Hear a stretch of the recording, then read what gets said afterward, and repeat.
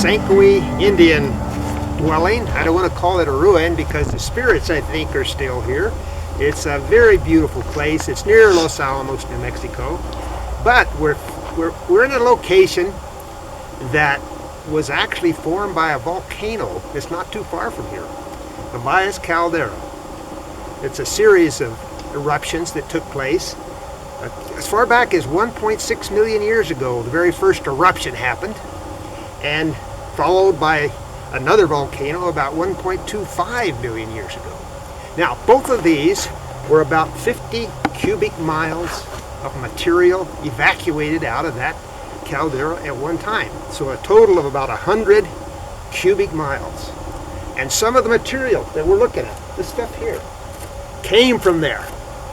This is what's called tuff. Very poorly welded tuff. Now, what is tuff? Tuff is pumice that has a lot of impurities in it. Things like sodium and aluminum and potassium and silica. Well, this stuff is very crumbly. That means it's not welded very tightly. But because of that, it's enabled the Indians that used to live here to dig shelters. You could dig this with actually something as simple as this, a piece of a deer antler. And with a tine attached, perhaps, you could use it as a shoveling thing, and by golly, you can do a cave in very short order with just a stone axe and a deer antler, or an elk antler. It's a bandolier tuff. It's what's called the upper bandolier tuff. And it was eroded probably in that last eruption of 1.25 million years ago. Now think of that. 50 cubic miles. Mount St. Helens was only a quarter, maybe a half a cubic mile by comparison. This volcano threw stuff as far away. They're finding ash from this volcano as far away as Kansas, Oklahoma, Texas, Utah. It was massive. And it was ordered in a fairly short period of time. We have several geologists that do wonderful tours out there. My family moved to Los Alamos in early fall 1948. I was 10 years old. I'm 76 and I sit here now before you. So as we grew up, why, there was lots of surplus stuff available, left over from the Manhattan Project days. My goodness, you could go to salvage and you could buy all kinds of neat stuff, military equipment and things that perhaps was classified at one time or another. But another thing you could get is vehicles. There are a lot of people that had Army surplus Jeeps. And I have a 1947 Jeep also. So we get together and we say, the Cold War is happening. My goodness, in 1949, the headlines of the Santa Fe New Mexican said, Russia gets the A-bomb. Big headline right across Santa Fe, New Mexico. I know because I was delivering papers down in the old trailer court at that time. Had to read the news before I sold my papers. The Cold War started in earnest. Los Alamos started expanding. People were hired from all over the place, coming in, doing construction. So we decided we were going to develop a way to get in and out of town. If the Russians should come, we could have a little guerrilla force, and we wanted to find out how we could get in and out of the caldera, in and out of Los Alamos, I should say, without going through a gate. And one of the ports was the roads that led into the Valles Caldera. Then owned by the Bond Company, the Bond family. The ranch was referred to as the Bond and Willard. It was a cattle ranch. But we found roads, old roads, abandoned roads that we could go up to Camp May, and we could drop over into the caldera, and we had to park our Jeeps really up on top and walk in. So we were seeking to find what we had heard was an old Spanish fort that was located somewhere at the headwaters of the East Fork of the Jemez. A Spanish fort. Let's go in there with, nobody had a metal detector. Let's figure it out. We get a mine detector. We'll go in there and see if we can't find some old swords or maybe some armor or something like this. Well, come to find out years later, it wasn't a Spanish fort at all. It was a fort, all right, but it was built in 1863 by the U.S. Army out of Fort Marcy near Santa Fe to slow down the raids that were happening by the Navajos that were coming across those valleys and raiding into the valleys, along the pueblos along the Rio Grande Valley. And it was quite an event. A lot of places they came across and raided. So we were using those old passes, the same ones the Navajos used, to sneak into the Valles Caldera. Well, we thought we were pulling off something really big. They wouldn't have cared even. We never saw anybody really. By the time we finally got to the bottom, there where the creek was, my goodness, it was late afternoon and time to turn around and get back home before our parents called the police that we were missing somewhere in the hay. The question was the hay camp in the Valles Caldera. Yes, indeed, it did exist. Now, why in the world would you try to put a hay camp in that valley? It has its history at Fort Marcy. Now, Fort Marcy was a military fort built around 1851. The U.S. Army had come in and taken this territory during the Mexican-American War.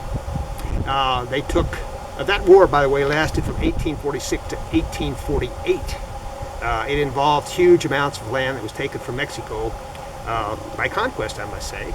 And that involved taking of New Mexico and all the way to California, Arizona, Utah, California, almost double the size of the United States.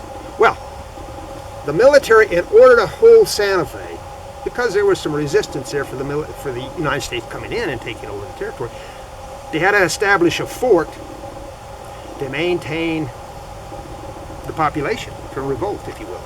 So, that year was 1851, was a year that had a lot of drought, and they needed grass for their mules and horses. You know, they didn't have cars, obviously. They couldn't gas up. The gas that they needed was hay.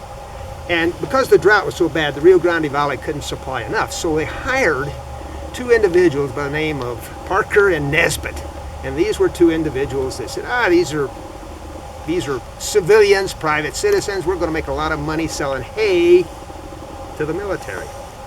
And we're going to get that hay by going over to the Valles Caldera and cutting some of that very lush grass. And we're going to put it in wagons and we're going to bring it right across the mountains, come across the Valle Grande Pass there, the El Valle Trail, just below Parrito Ski Hill. And we're going to move that down. We're going to cross the river Buckman and we're going to take it right on into Fort Marcy and we're going to make a lot of it. Well, they started doing this, but their stockade was raided by, they think, about 25 or 30 Navajo. Nesbitt claimed it was about 250, but in reality, they found out later, it was probably no more than 30, maybe 40. And they raided this hay camp. They ran off a few mules, a few horses. Now, so Mr. Nesbitt and Mr. Parker go into the quartermaster at Fort Marcy some days later and say, oh, by the way, you know, we've lost, my goodness, there must have been at least 100, maybe more, horses and the mules. We can't operate without the mules, so we'd kind of like the U.S. government to reimburse us. Well, come to find out, they had only lost maybe 50. And some of the Jemez Indian folks Jemez Pueblo people were in the area, and they had actually ambushed this very Navajo raiding group that was leaving the hay camp and were able to retrieve somewhere around 5 or 6 of the mules. So they had an eyewitness to view the thing. They said, you know, there weren't several hundred in Navajo. There was only maybe 30 or 40. And turns out the quartermaster at Fort Marcy was kind of in cahoots with these two civilian contractors. How did the Caldera come into private ownership in the first place? Well, it was owned by the Baca family. Now, the Bacas got this ranch, 100,000 acres, actually in trade for some land that they had owned up in Las Vegas, New Mexico. Now, they had, and had been granted by the Mexican government right around 1822, they had been given a land grant of 500,000 acres up near Las Vegas, New Mexico. Well, they were going to raise sheep up there, and that was the big thing here. The Baca land grant was given to them by the United States government in trade for 500,000 acres that they had owned in Las Vegas, New Mexico. Now, after the Mexican-American War was over, the Treaty of Guadalupe Hidalgo guaranteed the rights if they could prove that they owned the land. if they owned the land legally, they could get their land back. Well, so the Bacas started raising sheep here in about 1876. They got surveyed, but the Mr. Watts came through and he said, "You know what? I really need to be paid now. I know you don't have any money. I don't want your sheep, but I will take 3 of your land grants." And that was his fee for settling that legal problem for the Baca family.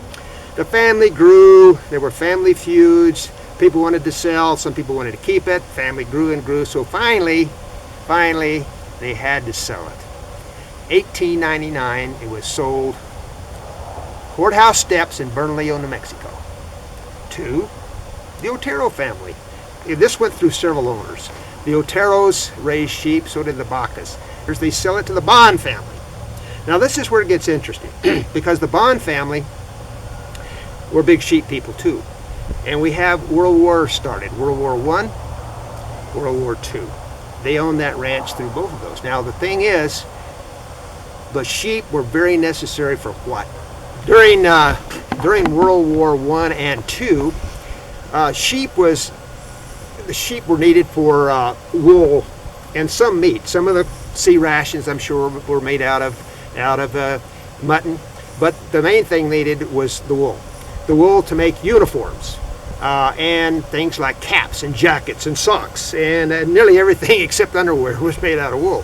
And I got to tell you, it was pretty scratchy because I had one of those uniforms before they went to the Army Greens. It was not comfortable wearing those things. But New Mexico, during those times, produced more sheep than any other state in the Union.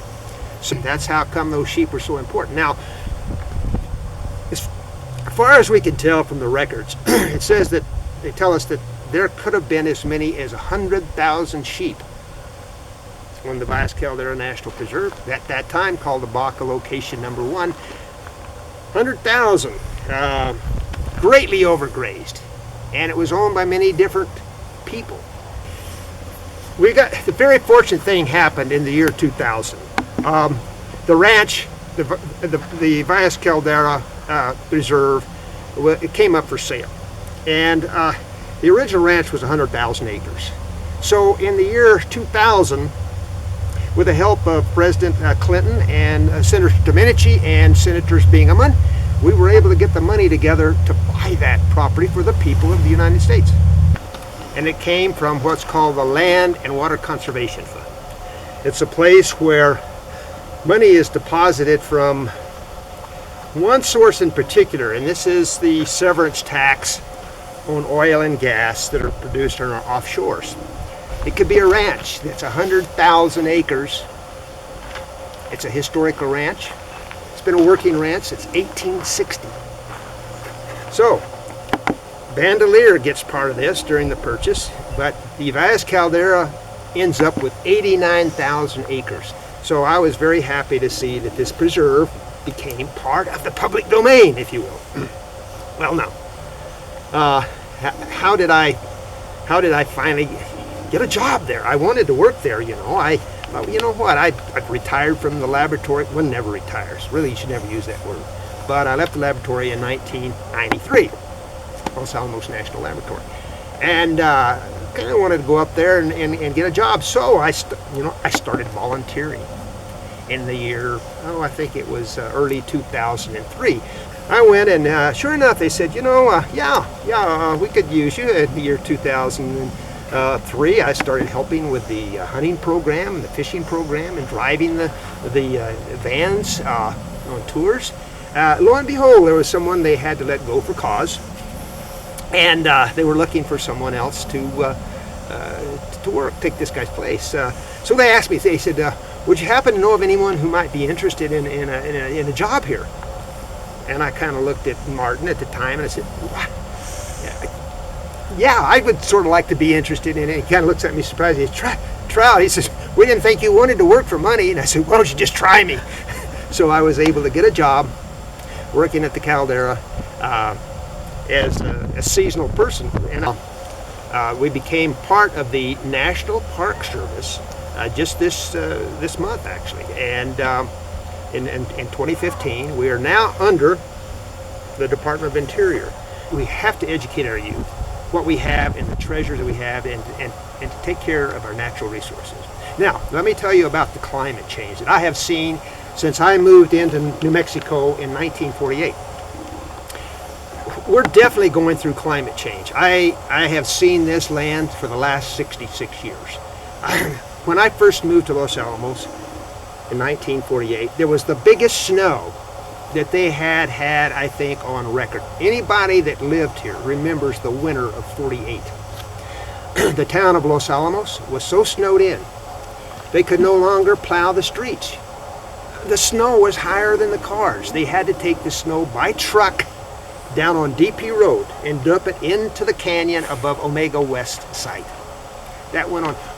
This big snow pack that they piled up near the old trailer park, us kids sledded off of that thing until mid-July. It hadn't melted till then. It's a huge amount. So we saw a lot of precipitation. Rainfall was very, very heavy. I suspect we were getting close to 22, perhaps 23 inches of rain in the Los Alamos area. It's dropped now to about 18 inches of rain per year. That's just rainfall. We get about 130 inches of snow.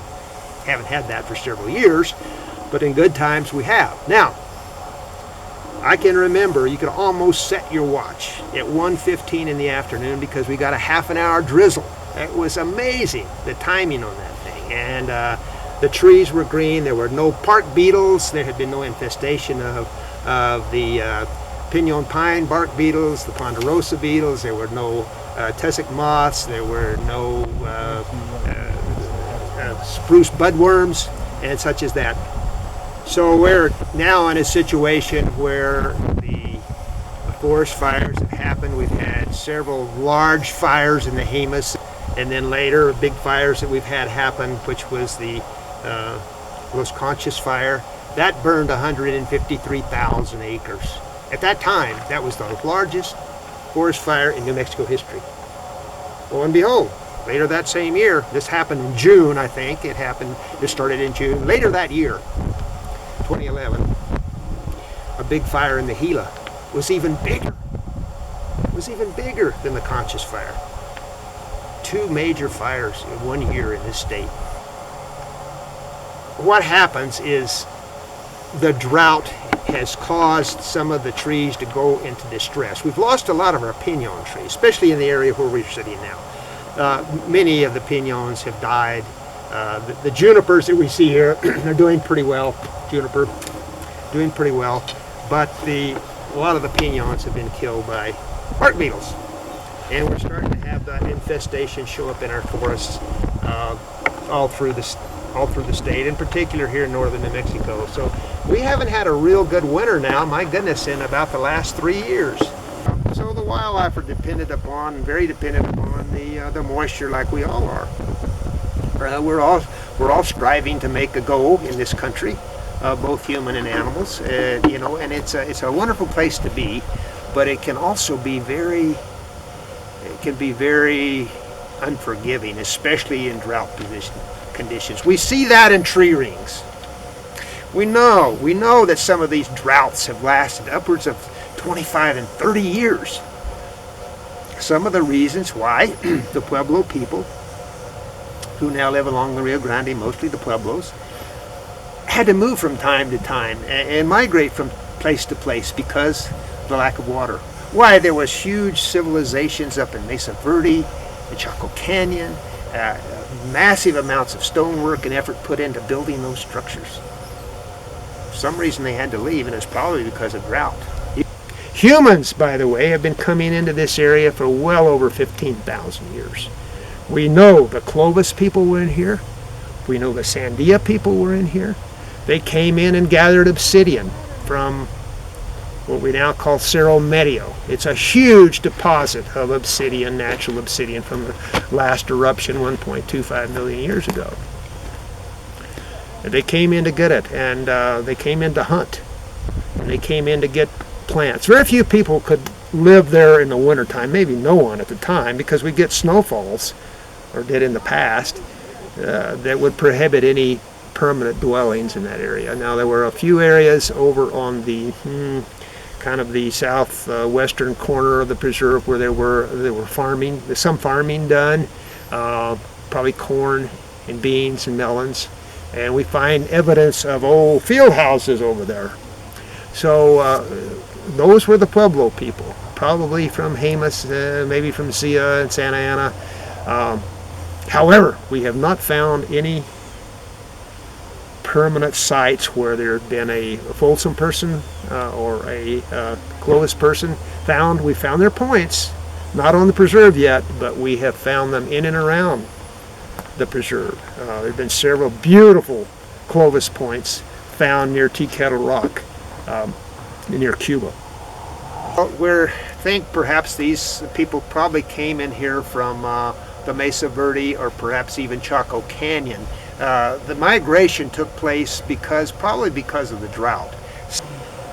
We've had huge amounts of mule deer over the years, and they seem to have done quite well. One thing that happened with the elk in New Mexico,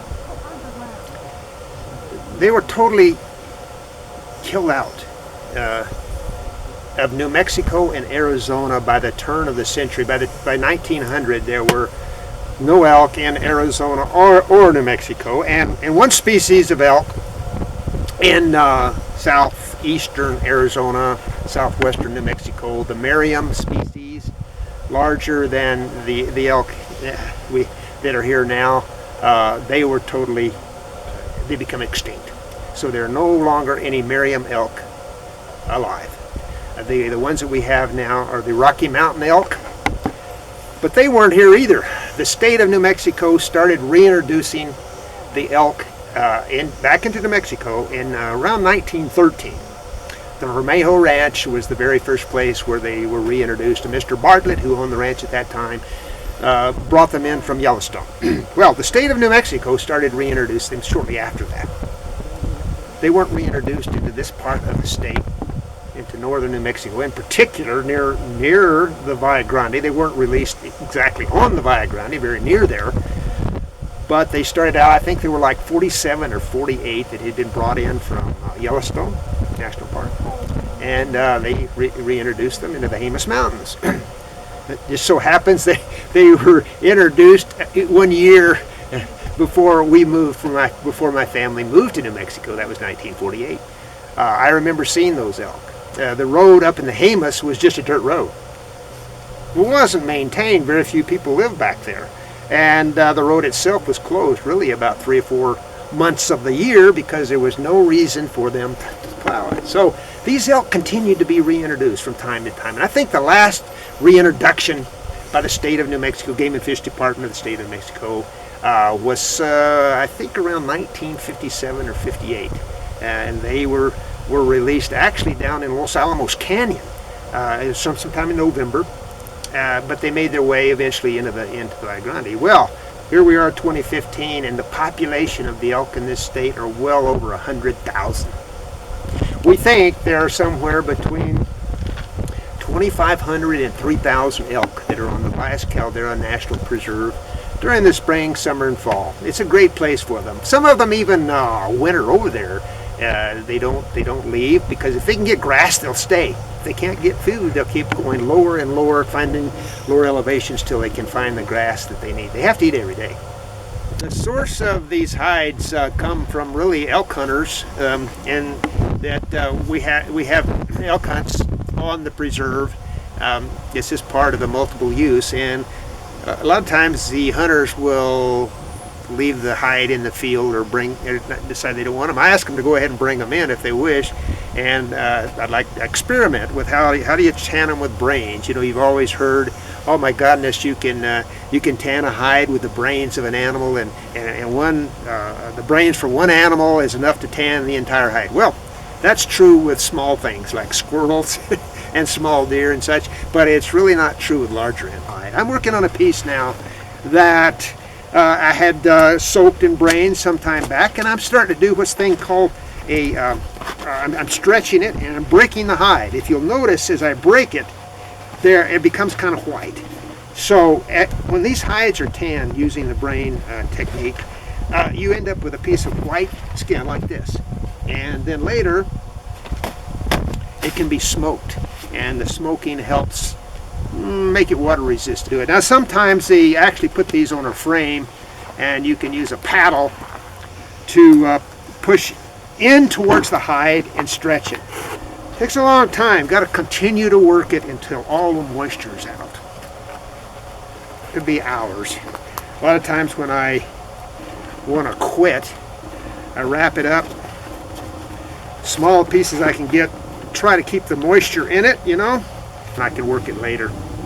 But you see here some of the results of my tanning. Some of the results. This is all brain tan. These happen to be elk hides. The little one there is a deer skin. But I've always been curious as to how to do it. Not many folks practice this anymore. I read a lot about it, and there was a few videos that were available, but it really didn't go into a lot of the details that I needed. So a lot of this has just been learned by doing it and comparing it with some of the other folks. But like I say, it's a labor of love, because you certainly can't make any money trying to do this by hand and making garments that are truly made by the brain tan method. It just it's not feasible. You can take an elk hide and cut it into strips. There's a little piece of rawhide rope. These are bowstrings. They're very, very strong. People often ask me, what poundage is that? You know what? I weigh 170 pounds, and I could put this around a tree and I could hang on to it, it wouldn't break. So I have no idea what the tensile strength of this is, but it's plenty strong to work on a bow. There's two of them that you see there. They've been made in a style that I think that they probably used here. Techniques. I'm using the same kind of wood that they would have had, which is I use a lot of Rocky Mountain mahogany. I use New Mexico locust and gooseberry to make my arrows with. The arrows are made from gooseberry, Rocky Mountain mahogany, and also I'll tell you something else that works is rosewood. I make these so they look like they're 300 years old. The aspen was found dead up near Hamath Springs area. Actually, the Seven Springs area I found it, and the hide on it here. This is from elk that was killed by hunters in the Valles Caldera. So I have to take all the hair off and then all the flesh, and then I put it on here wet, and then I make the lacing out of wet hide, and I put this all together while it's just sopping wet. And then I let the sun dry it out, and it makes for a good drum. What happens, the sound of these drums can be changed depending on where you hit it and how thick the hide happens to be. A little different sound on either side. You can see that it's a different sound.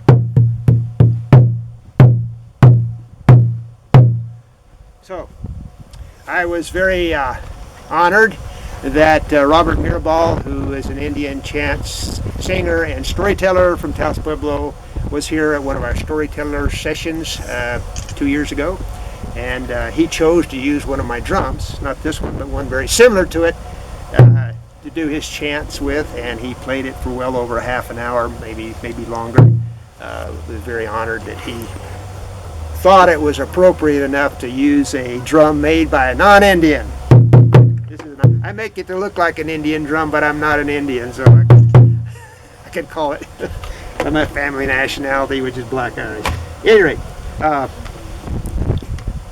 make arrows, and I make this for demonstration only. None of it's for sale, but we have a lot of people that come and visit the preserve, and I like to sit out sometimes on the deck when I'm not giving tours and show people how these were actually made from the raw obsidian that comes from the caldera. Where are you folks from?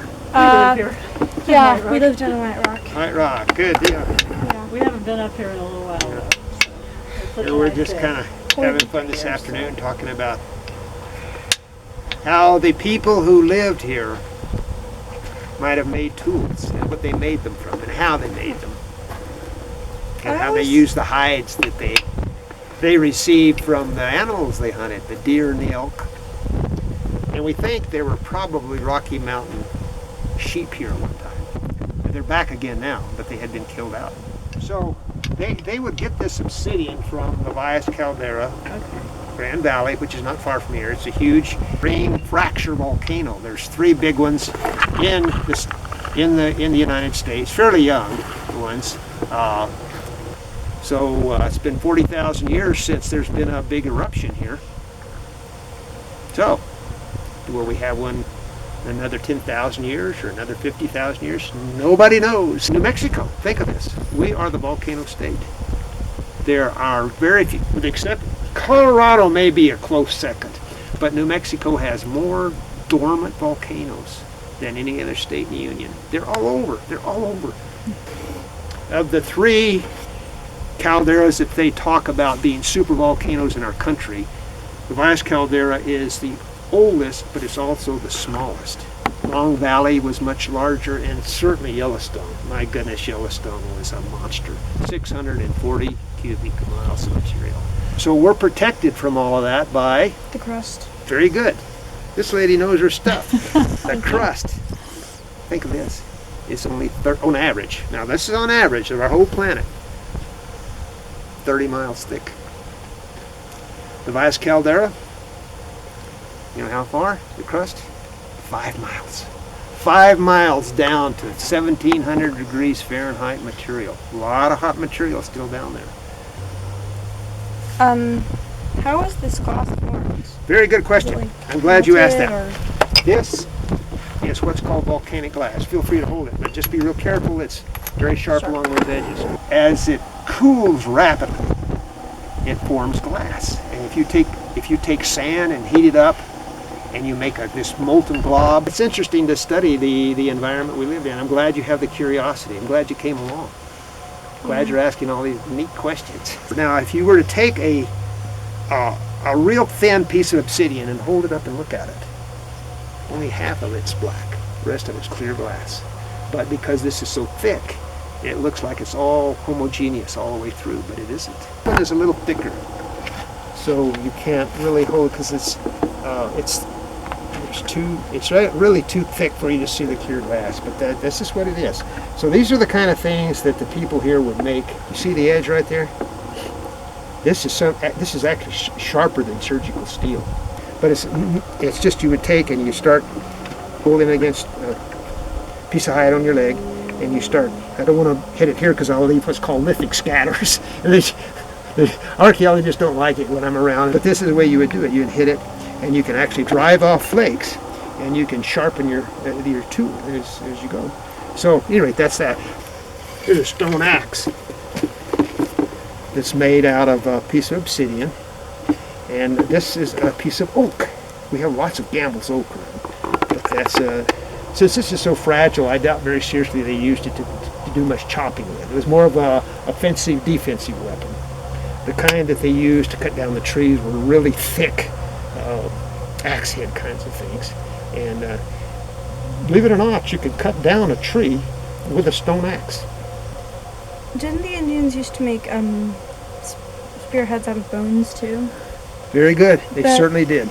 Which one was more popular? Did they like to use the obsidian or the bone more? I think probably the stone was more useful than the bone. It depends on where you were. Let's suppose you were in an area, let's say up in the Alaska area, where you couldn't find the kind of stone you needed, but you could find the bone. So you kind of have to use what works best for you. And here, the stone would be a much easier thing to make a tool with. See, it's pretty sharp on the edge there, and I could actually sharpen it more by chipping away at that edge. They don't know what it is. Unknown. It's an antler, isn't it? It sure is. It's an antler. But there's several forms of it. And they have holes in them like this, and they say, what in the world could they have used those for? And the last publication I saw, they still hadn't solved it. I make them, and I use them, and I'll show you how. And I think they used them the same way. Arrow shafts.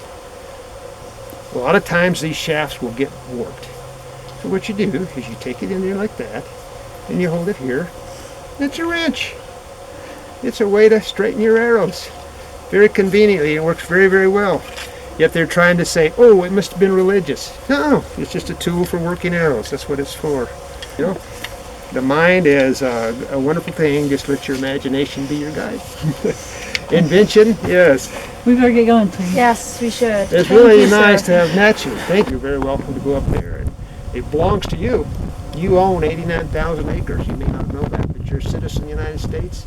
And it's up to the youth of this country to make sure that we remain good custodians of that place. Because we've only got one planet. We've got to take care of it. And a lot of adults, it's too late. They've already learned how to trash and graffiti and not respect the land, but by golly, the youth can. So hang in there. Thank you, sir. Thank you. Bye-bye.